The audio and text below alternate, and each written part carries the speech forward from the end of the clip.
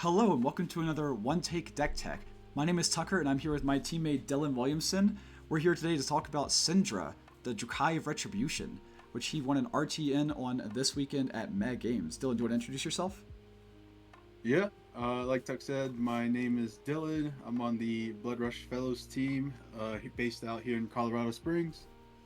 And yeah, we're gonna go over the deck that I used to win the RTN, along with some of the matchups, talk through some of the plays and some of the heroes that I encountered. Now, Dylan, before we get into this, I'm noticing that your deck's name is FaB's Life, and you were pretty adamant about keeping that name. Is this just like an homage to your boy, the OG FaB? Is he still like your favorite at the heart of all of this, and like maybe the inspiration for playing Cindra, or do you want to talk through that at all? Yeah, 100%. FI is my main guy. FI is my main guy. I played him when he was released. Played him for the following years until the bans came in place with Art of War, and then I had to pivot to another ninja. So I played a little bit of Zen and a little bit of Ira. But when Cindra was revealed, I knew this deck was going to be a lot of fun. I had some hopium that Fi would come back. Being that the Hunted was a draconic ninja set, or had draconic ninja cards. But I spent a lot of time as the cards were getting revealed trying to make Fi work. But ultimately, still a little underwhelming. And I thought Cindra was as well until the breakout that happened at the callings on release weekend. But I'm happy that I can be playing Draconic Ninja. It's a ton of fun and it does really well, as you can see based on the numbers of RTN wins and big events that this deck has already took down. And there's Spy right there, my main guy. Always a Spy guy. Yep. One day. Nice and center. Yeah, and I had fun playing against your loyalty from the grave, like 6 card, go crazy nuts Fi list, but I agree with you that it's not as consistent or reliable as Cindra seems to be. Yeah, it was fun. He did okay like the first week of reveals because people were still figuring out decks, figuring out cards, seeing how interactions worked.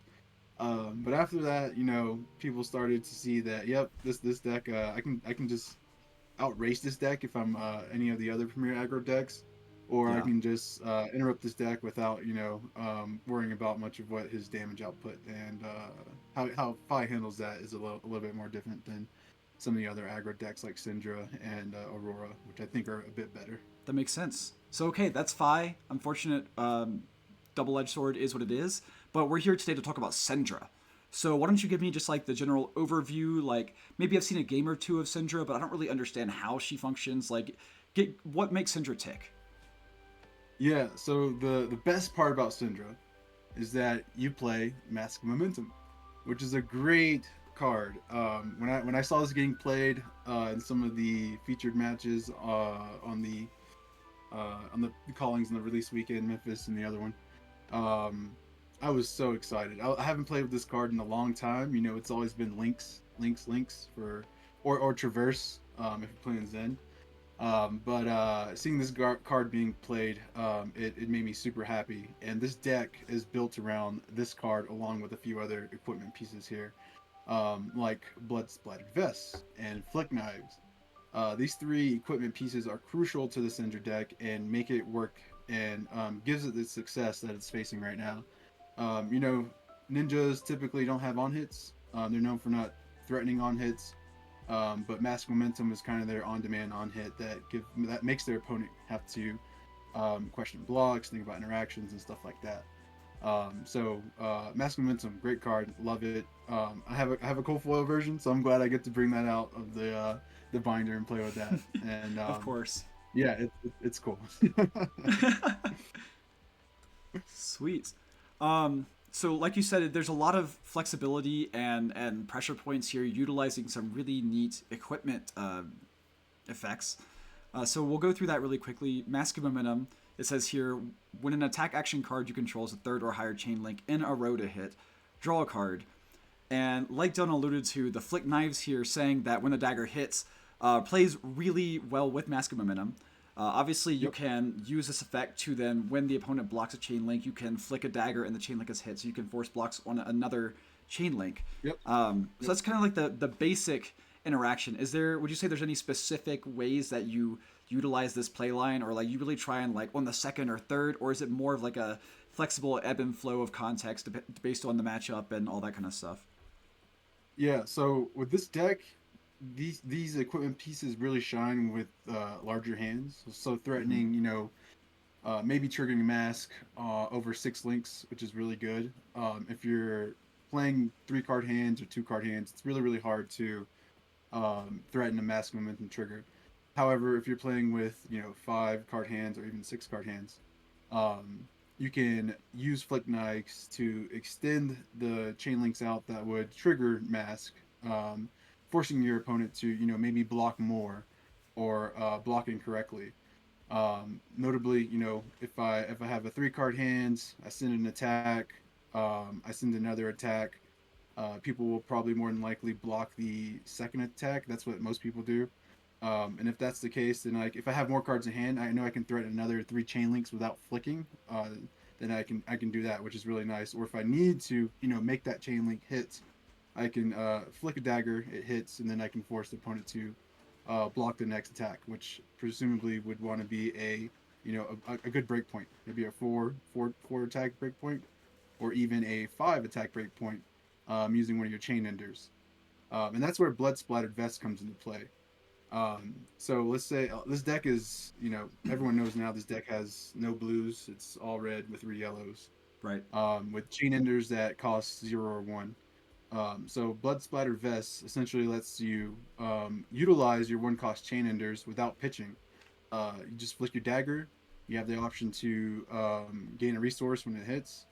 If you have a nice, breaking point or Art of Dragon Fire, 1 for 7. These are great cards that synergize well with flick knives and blood splattered vests. Yeah, I noticed you have So, a lot of like you have 57 reds and 3 yellows to make your 60.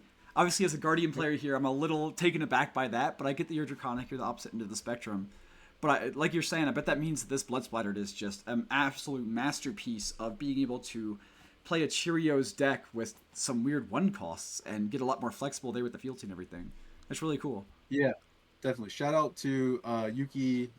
She's the one that built this Yeah. deck primarily. I had some input by other pro players as well. But this deck is a lot of fun, and I think it's great in the current meta, especially without all the ice heroes not running around. Just got to Yeah. dodge that Jarl. Yep. Yeah. So I guess let's round up the equipment with the Dragon Scale Flight Path. Seems like the one that we haven't really talked about much. How are you utilizing this? It seems like Battle Worn 1 snappies, but is it just Yep. some extra damage? Is it like the hand fixer? Like how do you utilize these? Yeah, so it's the Battle War one is excellent. The one block is really really good, especially into like mech. They're sending a single T-bone at you. You can just chuck this in front of it, and it does the job. In terms of the ability is also really good. If you notice, this deck is primarily draconic and also has cards that create fealty tokens, so you can make your non-draconic cards draconic. Right. This is another way to send a double chain ender, or do a double chain ender turn. You can go into a lava burst, into a breaking point, which is really really good because then you're Yeah, threatening that that sounds on deadly. hit. Yeah, it's really good. So this is just it's pretty much snappies, with some upside, I believe. Also a little bit of downside, but this deck is built to create fealty tokens and send draconic attacks. So the downside doesn't come up that much. You can also use this to swing dagger, the same dagger again. I Right. actually did that twice at the RTN and practice, and some of my when I was getting reps on this deck. That actually comes up quite a bit, especially when you get down to the low life totals and you need to threaten more damage. Right. I ended 2 games, I believe, at the RTN, swinging my dagger or one dagger twice, the same dagger twice in one turn, which ultimately forced my opponent to block, taking another card, or just ending the game completely. So these boots are very flexible, and they have a lot of utility behind them. I know when they were initially revealed, a lot of people weren't high on them. People still defaulted to Snapdragon because it gets around the conditions. However, if your deck is built around Draconics and Fealty tokens, then these shouldn't The downside on this doesn't come up that frequently, so they're really really good boots. Yeah, that certainly makes sense. And with 44 Draconic and the default 60, I see what you're saying for sure. Yeah. So that's a cool equipment suite. It all seems very skillful and contextual, which I personally like a lot in the legendary designs. So let's look really quick at the hero and the weapons. A lot of people already know these effects, but the kunai, of course, destroys itself when the combat chain is closed, but is otherwise a 1-for-1 go again. Notably, does not require a 0 cost or anything fancy like Kadachi's. It's just a 1-for-1 go again. And then, of course, your hero is making fealty when you hit marked heroes and re-equipping the daggers. But it seems like therein, even though it's sort of obvious cohesion there, how people utilize their daggers feels like a person-to-person thing, where some people like to flick them super aggressively, some people like to pitch a red to swing one and see how the opponent reacts. A lot of people will switch between this game pattern of either I'm ending the turn and re-equipping both and having both, or sometimes like flicking one and then re-equipping one and starting the next turn by having one to flick and then re-equip. It seems like everyone kind of does it differently. And is this another thing that you're like reading the context of the game and knowing your matchups, or is this more of like a player expression thing? And where do you fall on these sort of play patterns? Yeah, so it's definitely contextual to the game and the game state. The kunais in this deck are pretty much, I'm gonna say fodder cards. The yeah, you're not really you're not really pitching to swing them at all. You're only doing that really when you don't have a draconic starter. Then you have to pitch a red or pitch to attack with this. This is your starter. Then you can usually play out the rest of your hand. But in terms of actually pitching to these to attack, that's never going to happen. But with the hero ability and flick knives, you know, it synergizes so well playing out your draconic cards, eventually flicking your kunais to get that 1 point of damage every turn, or trying to do that every turn, and then getting them back, which is one of the key ways to dwindle down your opponent's life total without actually, you know, sending an attack. Um, these daggers are super important to the deck. You never want to go to turn with no daggers. It's really hard to. Yeah. It's not hard to get them back, but it's not the best play unless you absolutely have to end turn with no daggers equipped. You want to have at least one dagger at all time equipped and, you know, ready to be flicked. Yeah, if you see someone pitching to dagger to swing dagger, more than likely is because they don't have a starter. And it's not that bad to pitch to the dagger if you're, you know, your 3 attack 0 cost card is now you know, a one attack, so you're losing like 2 value. Sending the dagger first when you don't have a starter. So it's not too bad, but it doesn't enable your turn, which is the important part when you're pitching into dagger. Sweet, that all makes sense. Really cool equipment suite and weapon combos, and like just before you even get into the deck, I like how much you have going for the hero, just in its like base setup, its core. But that said, let's move on to the default 60 here. I know nothing about Cindra. I'm not a Ninja player. I mean, I was playing Ninja for a month, but I didn't play Cindra. So walk me through this however you want. I know that some of them look similar, some of them look different. Show me the default 60. Yeah, so this is the default 60 for the list, and the components. The way I would divide this up is into, you have your starters, which are your brand with Cinder Claws. These are your 0 for 3s, go unconditional go agains. These are super important cards as they enable most of your other cards to actually, you know, go again. So your brand with Cinder Claws are really good. They also make your next attack Draconic, which is really, really good in this deck. Ignite is also a premium Draconic starter. Very important. You can do a lot of things with Ignite. You know, you can swing Ignite, and then your dagger is free. You can swing your dagger just to create that awkward break point for your opponent. And then you can flick it. You can flick that dagger that's on the chain later on to buy it back. Your starters are Brand with Cinder Claw, Ignite, Rising Resentment. Ravenous Ravel is also started, but it's not Draconic, notably. But you can make it Draconic if you have Filthy Token set up, or with Brand if it's followed after Brand. First Tenet, strike first. Or sorry, Fire Tenet, strike first. Of course, Running Renegade. Gotta love Yep, running. Running Renegade. Yep, it's 0 for 3. Starter that enables the rest of your turn. Super good. Those are premium arsenal cards. If you you know decide to go to turn with an arsenal, you would probably want to put a starter in there. Yeah, I definitely see what you mean by Um, like suddenly all these lines really need one of these draconic starters just to get everything else yeah, sort of locked into place. yep, yep. Because you have cards like display loyalty and demonstrate devotion, which Hmm. say if you control two or more draconic chain links, then this gets go again. So a lot of these, some of these cards have conditions where they would have to follow a draconic card in order to actually get the go again and the effect. Um, so you have your starters, you have your conditional go agains, which are your 0 for 3s and your 1 for 4 in terms of demonstrate devotion. Hmm. Art of Dragon Blood, that's a really good card. Notably, it doesn't have go again on its own, but if you have a fealty token or if this follows Or like Brand brand or Cinder something. Claw, Yeah. yep, that effect is online. And the reduction is really, really good because then you can send your Demonstrate Devotion for free. You can send your Chain Enders for free. Notably, you can't send your weapon attacks, but your Chain Enders costing, one less makes this card super good. Man, It's freaking also breaking a 4 point. block 3. Yeah, Of Breaking your Point's really entire good. deck, when I play against it, this is the one that trips me up most. I freak it, this card, man. It's so cool. And then you Yeah, just send it on a Cheerio's hand to boot. Like yeah, that's so cool. yeah, yeah. Yep, yep. If you you have if you don't play it after and ignite, you can just flick a dagger, get the resource, play Breaking Mm-hmm. Point, and then that's online. Yeah.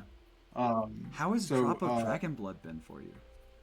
this card's been pretty good. It makes your deck, one card smaller. You can just, dig with this card. It also Mm-hmm. gives you a resource, which is pretty cool because, your chain enders all cost one. I like this card. It's not in every matchup I bring this in, but it's been performing pretty well overall. Awesome. Um, yeah, it being an instant is also really good. So it's Why only one Blood Runs Deep? Across the table and on paper, to me, this card seems insane, like the core of what you want, everything you want to be yeah, doing. But I've heard that it's like actually pretty awkward. yeah. In this deck, and specifically this deck, the red line list, I think it's harder to play out more consistently, especially into an assassin meta or disruption meta. It being cost two, and you getting cards taken out of your hand. Sometimes you just don't have the two chain links to make this free. So it can get kind of clunky and stuck in your hand or in your arsenal. The one of seems really good. I tested with two ofs and it was okay. But I went down to one to bring in another brand with Cinderclaw, and the one has been really good. This is a really good closeout card. Really good into like the decks that want to block you in the late game. This unpreventable 2 damage is really really good. So it's less But about being yeah, like a mask threat and like, number 3 out of 6 where like you gotta block, and it's more about just the unpreventable damage more than anything. yeah, yeah. Notably, it Okay. does help with the max extension as well. It's really good Hmm. on that because when you play this card, the daggers, they deal damage. The chain link has hit.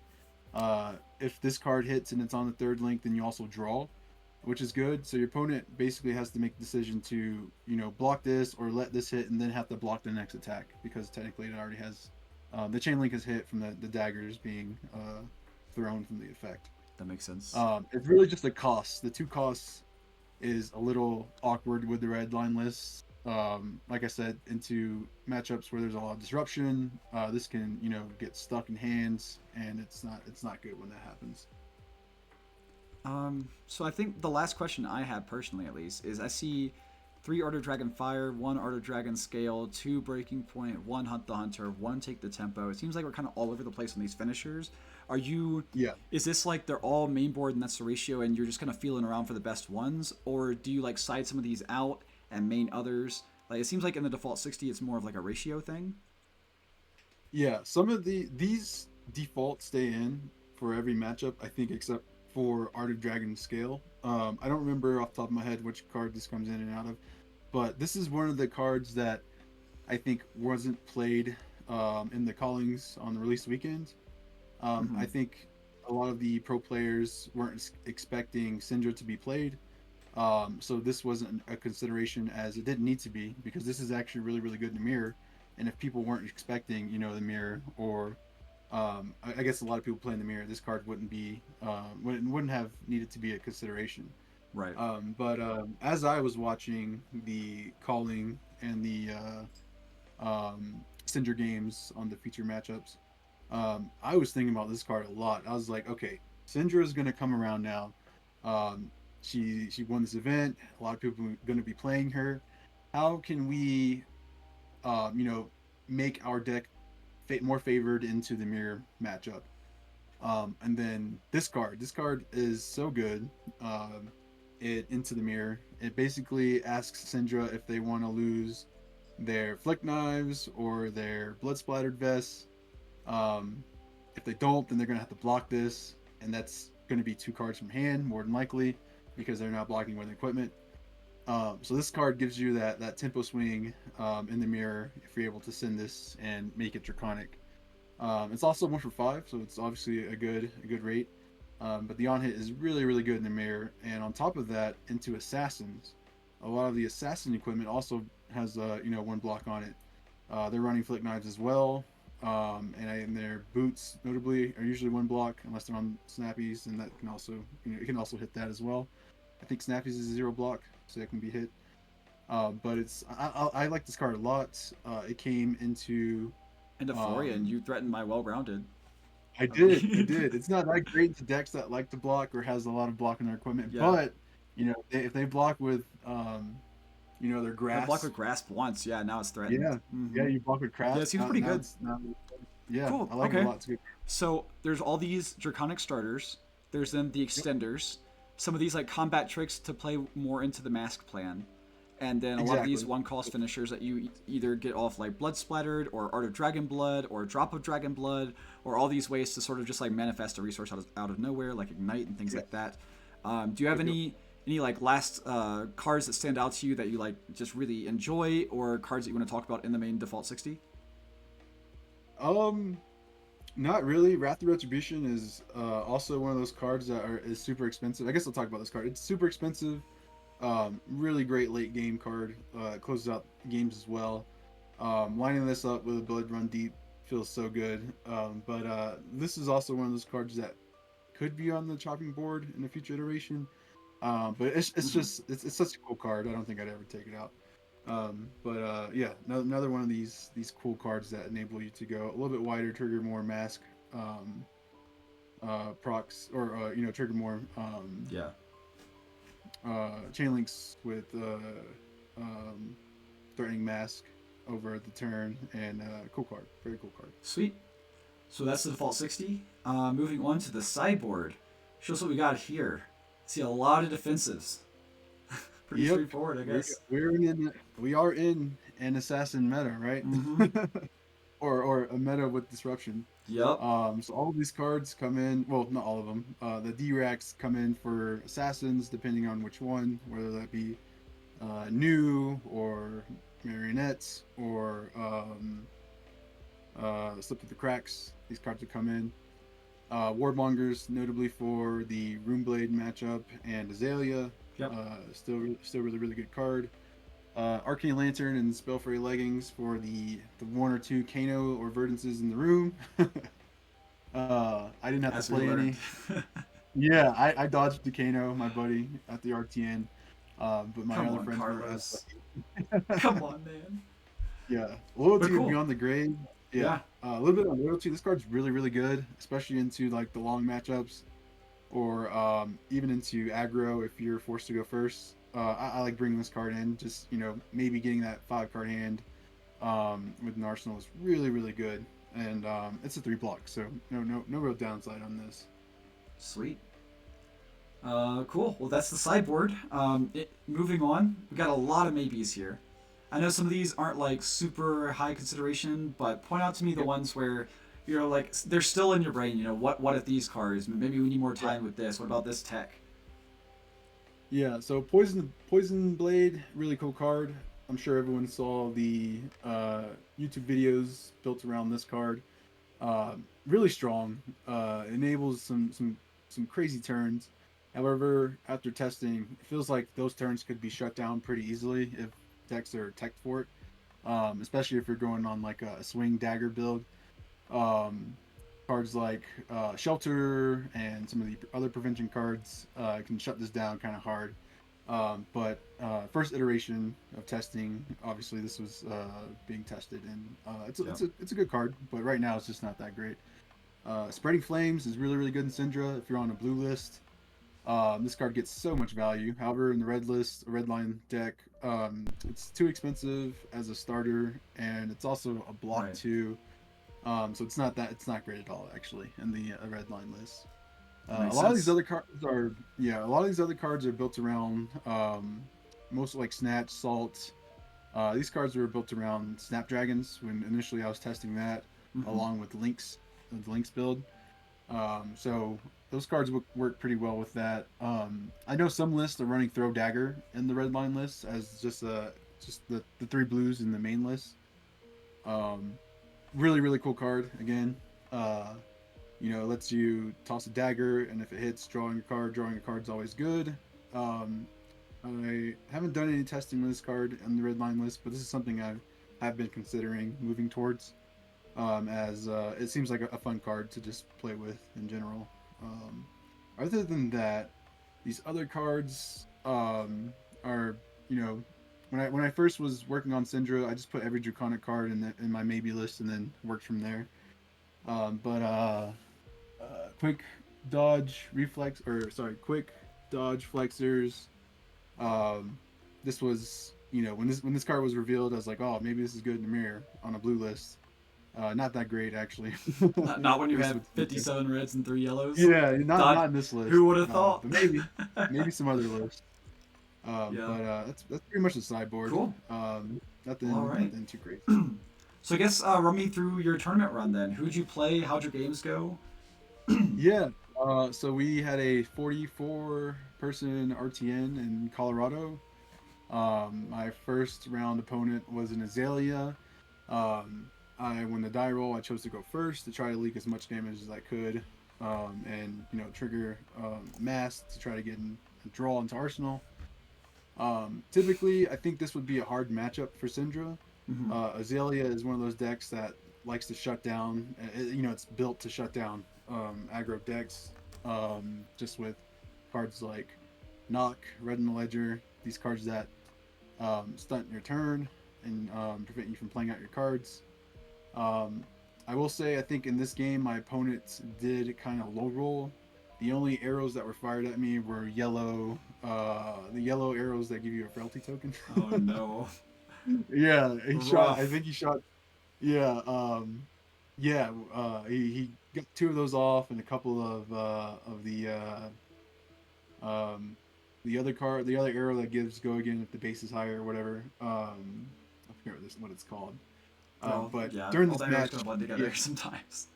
yeah, they all run together. But during this match, my opponent didn't really disrupt me or stop me from playing my cards, and that's how I kind of stole this match. Makes sense. After the match, we went through his deck, and like all of his disruptive on hits were like on the bottom. So this was just bad luck on the Azalea side, and I guess good luck on my side. Yeah. Great match though. Opponent was awesome. We chatted a little bit afterwards, and yeah, it was a scary round one for sure, but got through it. Yeah, round two was the Cindra Mirror. Um, Notably in this match, I think my opponent was new on the hero. I think they won the die roll and chose to go first, and they played Fire Tenant or the Fire Tenant card that Yeah. The three go again gives you an extra chronic this. attack. One, yeah, Fire Tenant strike first, and then played a Burning Blade Dance, and I think he forgot that this card wasn't draconic. The Can you Fire blame Tenant. him? Like between Yeah, this, I look know, how I know, orange. I Look how know. orange this card is. When I first played with this card, I also made the mistake. It even But says yeah, draconic on it, just not in the right spot. yep, But yep, yep. But my opponent, he attacked me with that. I blocked. He flicked his dagger, created a resource because I think he was going to send a big chain ender at the end. mhm. But then played this card, and it Did didn't not have go get go again. again. It was not get go again, so Mm. his turn stopped there. So kind of unfortunate.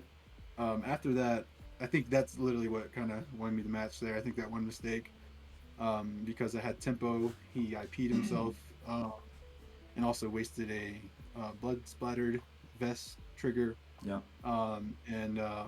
In that match, I had the loyalty beyond the grave cards, and I think eventually I got there with a big 5 or 6 card hand, and that kind of sealed the deal. I did get to play out the Art of Dragon scale Scale. card against my Yeah. opponent. Yep, and it was draconic. It did force blocks. That also helped me take some tempo. And there was just no way my opponent could come back once tempo was taken because of just the massive Yeah, the mirror's threats. gonna be so fast that like one Yeah. slip up, that's all it takes. Yep, that is true. Yep, but it was a good match. We talked afterwards. We chatted throughout the rest of the RTN, and I shared with him my list. He was a newer player. I think he Mm-hmm. was playing for 2 months, 3 months. Cool guy. Great match, and yeah, it was a fun time. Sweet. Round 3. Round three. Oh man, we had I think one Jarl floating around the room, Zephan. and after every yeah, it was Zephan. My boy. And in between rounds, round 1 and 2, you know how you go outside and chill. You got some time left. Mm-hmm. Zephan was there, would be there, and he'd be like, "Yeah, I'm dodging you throughout this whole tournament. Like we're going to dodge each other." And then lo and behold, we repaired round 3. Um, this match is typically a little difficult for Cindra, especially being on the red list. However, our matchup was extremely tight. He was rolling so hot first 3 or 4 turns. This back to back Hell disruption, yeah. disruption, ice. I mean, oh no. On hits. Yeah, it Mm-hmm. was bad. But I weathered the storm. I, played value. Blocked in my 0 for 4, blocks in my 0 for 3. Eventually, I was able to get the game even again with all equipment. I didn't break any equipment on this match until the very end. Towards the end of the game, we were both like 10 and 10 life. No equipment was broken on my side. He already used his shield and his arms and his helm to give me frostbite throughout the game. It was looking very winnable, very winnable. Notably, Ignite, Rising Resentment, Art of Dragon, Art of Dragon Blood. These cards are really great in this matchup. These reduction costs can get around the Frostbite token, and I played these cards very strategically. I pitched them back in deck if I wasn't using them, just to get bigger hands where I can utilize the effects more. But this game was super close. It came down to I think 1 to 2. My last hand, I made a mistake. I sent 2 attacks and I resolved the second attack with the drop of Dragon Blood in hand. Also had an Ancestral Empowerment in hand. And I did not Ancestral the second attack that was Ninja, because I thought, okay, this drop of Dragon is going to definitely draw me to a Ninja card. It did not. So slight mistake. I don't think I would have won this match still, but I would have bought another turn. It was really close. Maybe it was winnable. I don't know, but a mistake was made. Yep. But very very tight match, and I had Zephan sweating. He was sweating. Yep. I Shout out was to too. Zephan. Notably got 9th, the true bubble at this event. Also, Yeah. Zephan top 8'd the 1K a couple months ago on Jarl. His list is on our channel, so check out our previous video recapping the Colorado Tournament of Champions if you want to see Zephan's Jarl list, though it has been updated a bit since then. For example, I know Dylan mentioned Allen Ice Cap. I've loved that equipment personally. Yeah. But yeah, cool. Moving Yeah. on Good. to... Zephan's a great Guardian player. Oh, absolutely. One of the best. I'm kind of happy I didn't see him in top 8. I'm glad I didn't see him in top 8, but yeah, it was a great run for him. Great run. Next, my round 4 was Zen. Now it's funny because I was right? coming to this first. Yeah, one Zen. I was actually. Oh no, I think there's a few Zens. Oh, okay. This was. Yeah, there was 2 Zens at least. There was one that went undefeated in Swiss, and then Daniel. Shout out Saren. Yeah. But funny enough, I came to this RTN ready to play Zen. I had my deck in my bag, deck list ready to go. Have me shouting I told in my your ear that's the team. right call. I told my team that Zen is definitely the right call. Zen has like the better matchups in the room. I've been playing Zen for a long time. I know this deck in and out. I had done really well with this deck. Top 8 in multiple PQs last season. Day 2 calling multiple times with this deck. Very familiar with it. But I decided to go with Cindra because, like I said, Mask of Momentum, Draconic, I can't pass it up. She's just so orange. So Zen yeah, isn't so nearly as orange. No, definitely not. Definitely not. But this game was so close, man. It was back and forth. At one point, I was for sure gonna lose. And then Zen, doing what Zen does occasionally, whiffs, doesn't draw the go again. I think it's my 2 to his 4 life, no armor. No. His hand whiffs. He sends Kakura. I go down to 1, or I think I was at 3. He was at 4. He sends Kakura. I think I go down to 1, and then he sends another attack. He sends Aspect of Tiger Body Mind, which doesn't have go again on its own. So I got some space. I blocked that out. I go to 1.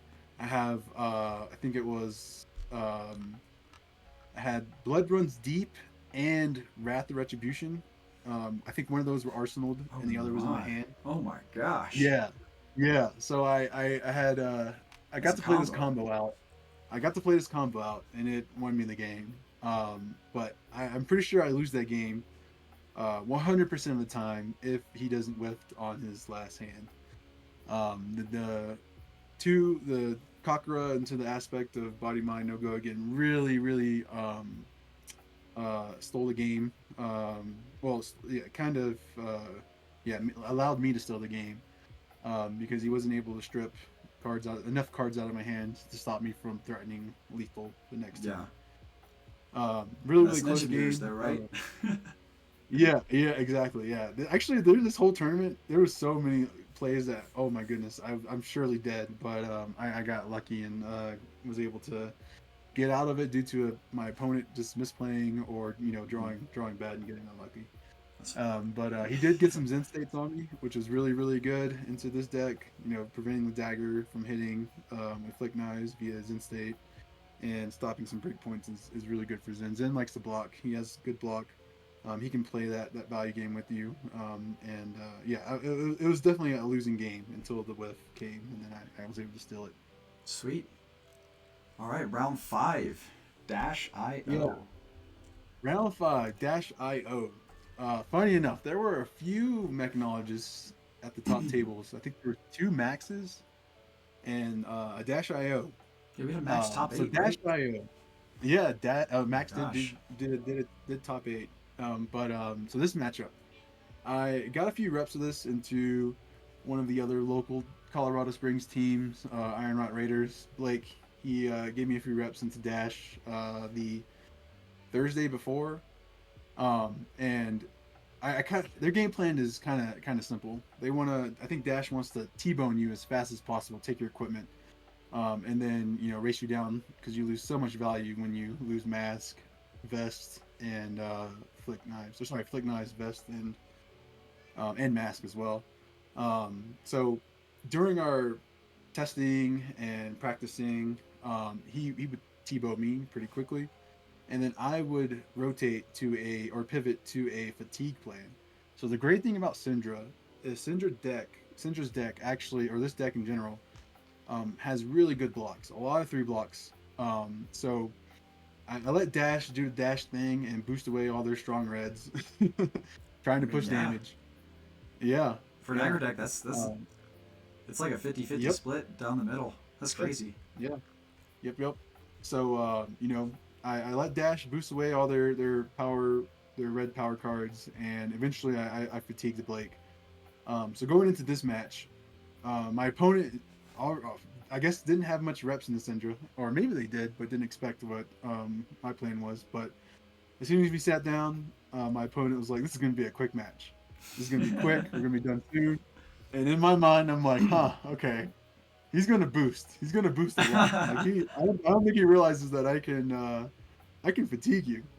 Right. So I go into my sideboard, I pull in the D-Racks, and this match basically went as the other Dash IO matchups or matches that I practiced into Blake.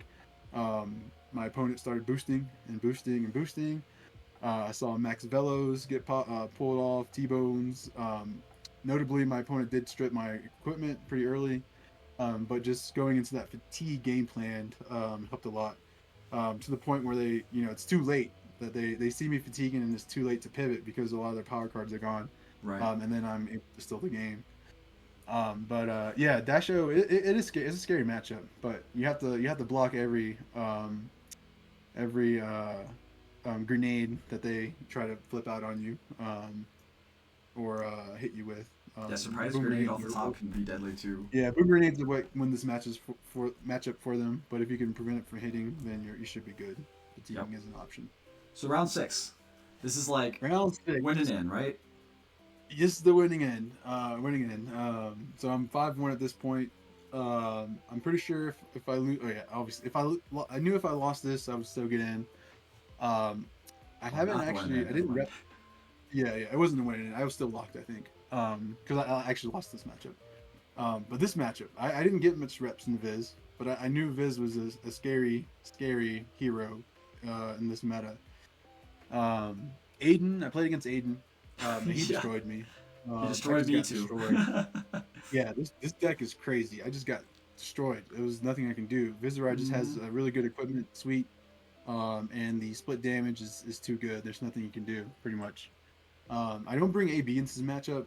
I don't think I would anyway, just because I'm not pitching reds into You're on 57 Arcane. reds, right? Yeah.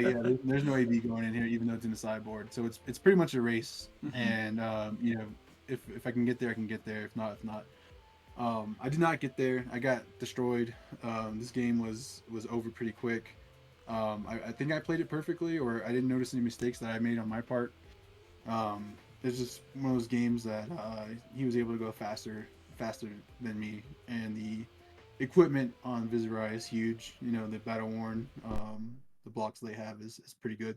Stop mask pretty easily for a few turns while they gain tempo.